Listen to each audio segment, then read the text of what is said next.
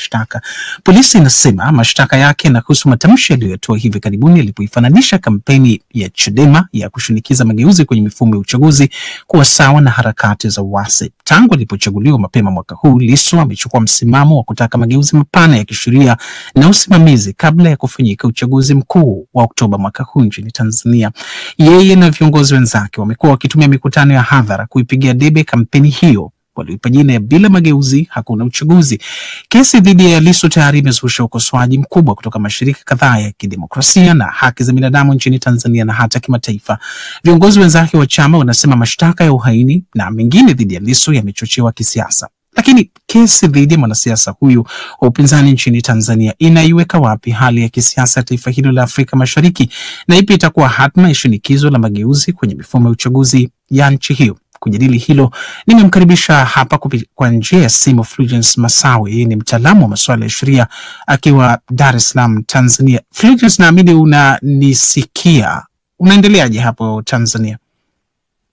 Salama kabisa bwana Rashid, na Dar es Salaam leo mvua inanyesha muda huu. Na natumai hiyo ni baraka kwa wakazi wa Dar es Salaam. Fulgence, tuanzie hapa. Kwa mataifa mengi duniani, kosa la uhaini ni miongoni mwa yale makubwa kabisa. Yanahusu madai kwamba mtu anayeshtakiwa amekula njama ya kuiondoa serikali madarakani iliyochaguliwa kwa njia halali.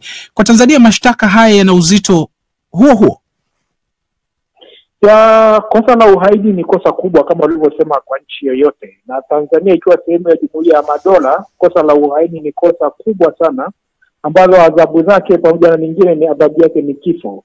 Na ukiangalia mazingira yake, kosa hili, shida ambayo imekuwa na changamoto nayo, limekuwa ni kosa ambalo linatumika zaidi kisiasa kuliko uhalisia, na ndio maana mara nyingi unakuta makosa kama haya yanalenga zaidi wanasiasa na kwenye kauli za kisiasa na mambo kama hayo. Kwa hiyo kwa Tanzania kama vile kwa nchi nyingine ni kosa kubwa sana ambalo kama utafanya na hatia unaweza kupata hata adhabu ya kifo. Kutokana na uzito huo ulioeleza, bila shaka waendesha mashtaka kwenye nchi yoyote ikiwemo Tanzania inakuwa si rahisi kuamua kwa njia nyepesi tu kumfungulia mtu mashtaka ya uhaini. Kwa tathmini yako, msingi ulioelezwa na waendesha mashtaka nchini Tanzania wa kufungua kesi ya uhaini dhidi ya Tundu Lissu una uzito? Naweza kusema kwamba sijui wametumia vigezo gani, lakini ukiniangalia kwa mtaalamu wangu wa kisheria nitaona kuna shida. Ndio maana nasema ni mkosa wa kisiasa haya. Nafikiri pia atamalizwa kisiasa kuliko kisheria. Nafikiri ni swala tu la kumnyamazisha na kupunguza vuguvugu hili linaloendelea. Lakini mwisho wa siku ukiangalia msingi wa nakala ya mashtaka na marejeo anayoyafanya ni kwenye mkutano ambayo alisema kwamba watafanya uasi. Sasa uasi na uhaini ni vitu vili tofauti, lakini hata kama yeye hajatamka kauli ya uhaini kama moja kwa moja, kauli anazozungumza na no reform no election ni kauli za kisiasa ambazo mwisho wa siku sasa chama chote cha siasa lazima kijipambanue kuonyesha kwamba kuna tatizo sehemu fulani na chenyewe kitaenda kupambana nalo na katika kuleta nafuu kwa wananchi. Kwa hiyo sitegemei chama cha siasa siku zote kitumie kauli ambazo zile ambazo chama tawala kitazipenda. Kwa hiyo naamini kesi ni ya kisiasa na imekaa kisiasa zaidi na itamalizwa kisiasa kama vile malizwa ya mtangulizi wake Bwana Mbowe na shauri lake la ugaidi. Tutagusia kidogo hapo. Nataka nikuulize swali ambalo naamini linaweza likawa gumu. Wewe ni wakili. Ungekuwa una mteja unayemwakilisha mahakamani, amefunguliwa mashtaka katika mazingira haya ambayo Tundu Lissu amefunguliwa mashtaka, kwa matamshi pengine kama haya ambayo Tundu Lissu ameyatoa, ungejenga hoja gani kumtetea mteja wako mahakamani? Hoja ya kwanza ingekuwa ni kukataa kwanza hilo shauri, kwa sababu aina ya shauri alilopewa kwa sheria za Tanzania kwanza linamnyima dhamana. Ina maana atakuwa nje yaani uhuru wake atakuwa hana kwa muda wote kesi inaendelea. Kwa hiyo kiacha kesi ikiendelea muda mrefu, ina maana yeye anazidi kuumia na kwa afya yake na harakati zake za kisiasa zitakuwa zinaathirika kwa kiasi kikubwa.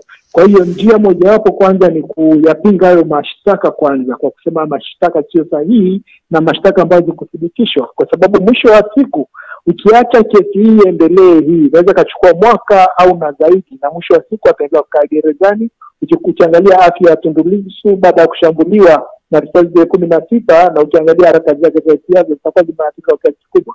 Kwa hiyo mimi ninachokiona hapa zaidi, kwa vile atakosa dhamana, ndio adhabu ambayo atakuwa anaipata kwa muda mrefu. Kwa hiyo njia iliyopo ni kupambana na hilo shauri liweze kuondolewa kwamba halina msingi wala halikidhi vigezo vya kuwa uhaini.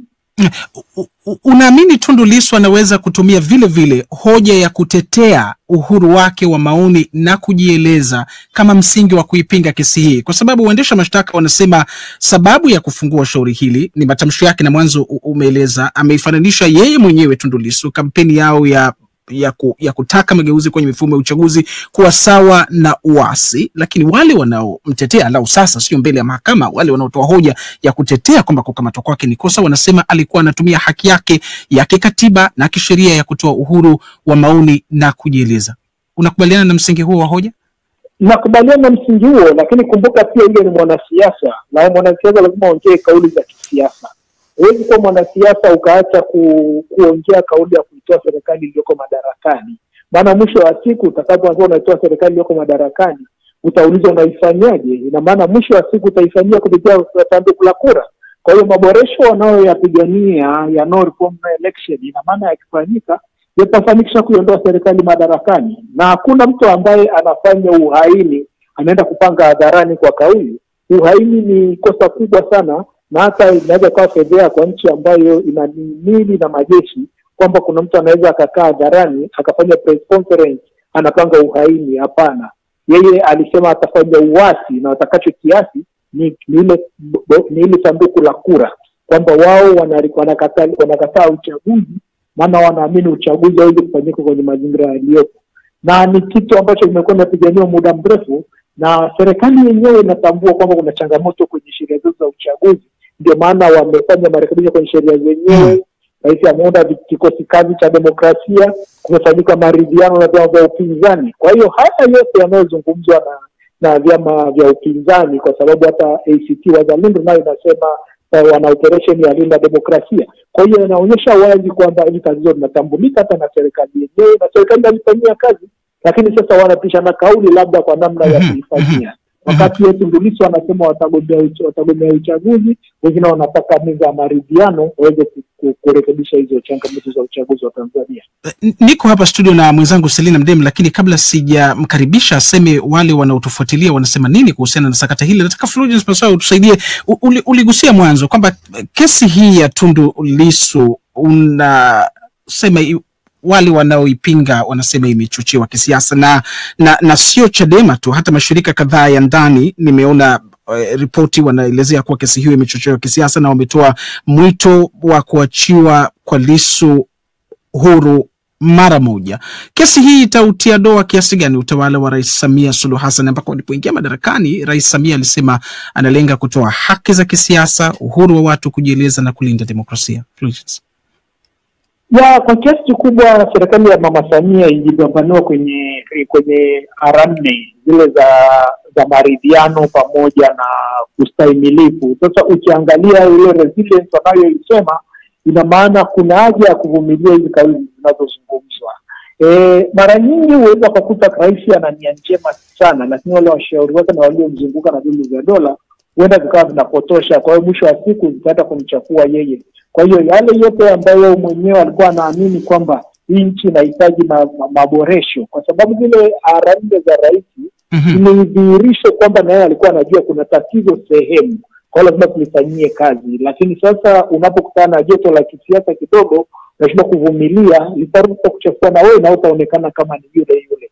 Na kuna wakati wanasema kwamba kuna kipindi unaamini kwamba serikali iliyopita bado kivuli chake bado kipo. Ukiangalia uchaguzi uliofanyika, ndio ukiangalia uchaguzi uliofanyika wa mwaka jana wa serikali za mitaa, ndio umekuwa kichocheo kikubwa cha kuonyesha kwamba hata hizo reform zinazozungumzwa na maridhiano yalikuwa yanazungumzwa huenda hayaakisi ukweli. Ndio maana watu wanakuwa kuaminiani, ndio maana kauli zinatoka kauli radikali kama hizo za uasi na nyingine. Selina Mdemu, unafuatilia unachosema wafuatiliaji wetu kwenye mitandao ya kijamii, wanasemaje kuhusiana na hili? Maoni ni mengi, lakini kutokana na muda, Rashid, naomba nisome ya watu wawili. Huyu mfuatiliaji wetu anaitwa Majimoto Malole, yuko Kibara, Bunda, Tanzania. Anasema wanasiasa wa Tanzania wanatakiwa kutanguliza busara nyingi sana ili kuepukana na migogoro itakayoweza kuhatarisha hali ya amani nchini. Lakini Edward Wilson anasema njia pekee ya kumnyamazisha Mheshimiwa Lissu sio kwa risasi za moto wala kumtishia kwa kumpeleka jela kwa tuhuma za uhaini, bali kwanza wampatie haki yake kikatiba ya uhuru wa maoni ya haki ya kujieleza, alafu wananchi tutaamua. Asante sana Selina Mdema. Fulgence Masawe, tumalize na swali hili la mwisho juu ya hatma ya kesi hii. Uligusia pia mwanzo kwamba sio kesi ya mwanzo kufunguliwa dhidi ya wanasiasa wa Tanzania, kesi kubwa ambazo zina wanyima dhamana, na nyingi ziliishia kwa waendesha mashtaka nchini Tanzania kusema hawana dhamira ya kuendelea na kesi na wanasiasa wale wakaachiwa. Una matumaini hilo pia litatokea kwenye kesi hii ya Lissu, na unaamini inaweza kuwa kabla ama pengine karibu kabisa na uchaguzi mkuu? Nafikiri hili nimesema ni kesi ya kisiasa, lazima itamalizwa kisiasa. Kwa hiyo sidhani kama kuna ushahidi ambao kwa mtu ambaye anaendesha shauri na amefunzwa sheria akasoma akazijua akasema kuna shauri la uhaini anaweza kuthibitisha kwa kauli za kisiasa zinazozungumzwa majukwani. Kwa hiyo naamini kwamba hii kesi itamalizika kisiasa. Shida iliyopo kama nilivyokuambia toka awali, ukiangalia Bwana Mbowe na kesi yake ya ugaidi alikaa ndani karibia mwaka. Kwa hiyo kuna uwezekano kitakacho kumwathiri zaidi Bwana Tundu Lissu ni muda ambao atakaa gerezani mpaka hapo watakapoamua kuondoa shauri au mahakama itakapoamua vinginevyo. Kwa hiyo hatari kubwa itakayopatikana kwa upande wa Tundu Lissu pamoja na wafuasi wake na chama chake cha siasa ni huu muda wote ambao atakaa ndani mpaka suluhu ya shauri hili itakapopatikana. Fulgence Masawe, ningetamani tuendelee kuuliza maswali mengi zaidi, lakini walau kwa sasa tuishie hapa. Shukran sana kwa kujiunga nasi. Ni Fulgence Masawe, mtaalamu wa masuala ya sheria, alijiunga nasi hapa kwa njia ya simu akiwa mji wa kibiashara wa Tanzania, Dar es Salaam.